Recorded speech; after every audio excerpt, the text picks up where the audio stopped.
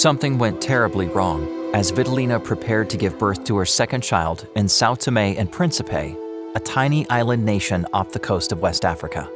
She began to bleed heavily, and the doctors mistakenly gave her the wrong type of blood during a blood transfusion. The baby was born safely, but Vitalina suffered a severe infection in her legs. To save her life, the doctors amputated both legs. Vitalina was just 19 years old. After this tragedy, Vitalina's husband left her for another woman. Depression overwhelmed her, and she considered suicide.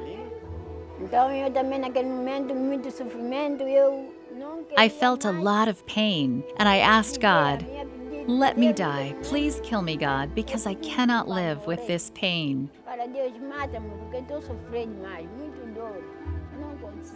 But God had a purpose, a plan for me, so He allowed me to live.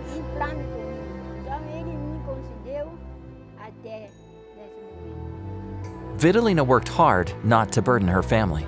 She sewed to pay the bills, and the people who assisted her with house chores she couldn't do. After some time, a Seventh-day Adventist woman who washed Vitalina's clothes got sick. I wanted to find another person, but the woman said, "Don't worry, I am going to ask church members to come wash your clothes." At that time, I wasn't an Adventist, so I told her not to do it. But she didn't listen. She asked people at church, and they came and washed some of my clothes. When a group of Adventist girls arrived at Vitalina's home to help with washing clothes, she only gave them some of her clothes and told them that was all. But eager to help, the girls decided to look through the house for more items to clean.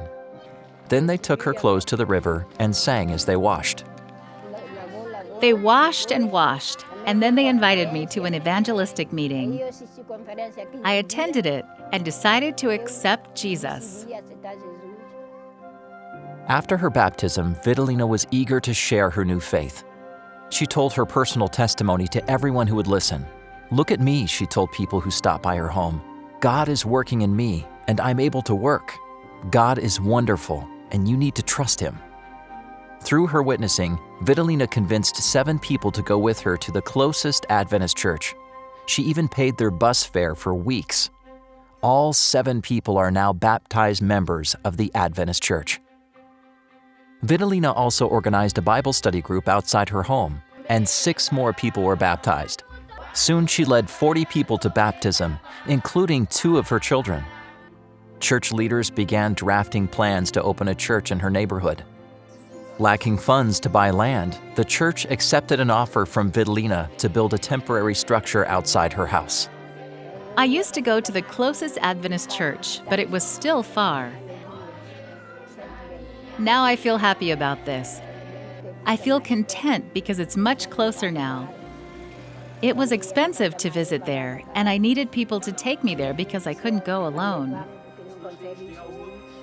This humble church is made of people who are on fire for mission. After the Sabbath service each week, they go out the door singing and shaking each other's hands. As Vitalina shakes each hand, she is reminded that God will one day give us victory over everything that leaves us helpless. I pray for this community that we may win them for Christ. There are still a lot of people here who need Christ. This is my mission.